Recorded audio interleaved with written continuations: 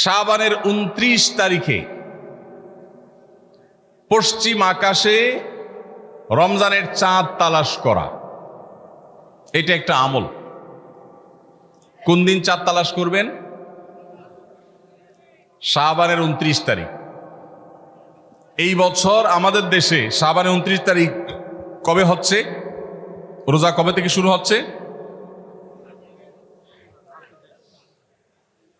তাহলে 29শে শাবান সন্ধ্যায়, যেদিন থেকে রোজা হওয়ার সম্ভাবনা আছে, সেই দিন সন্ধ্যায় মাগরিবের আগে পশ্চিম আকাশের দিকে চাঁদ অনুসন্ধান করার চেষ্টা করে তাকাবেন।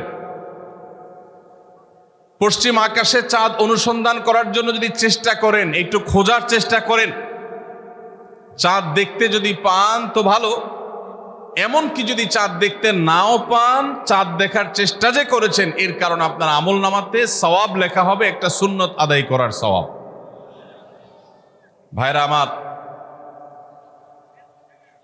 আমরা আমাদের ছেলেবেলায়, আমাদের শৈশবে রমজানের আনন্দ আঁচ করতাম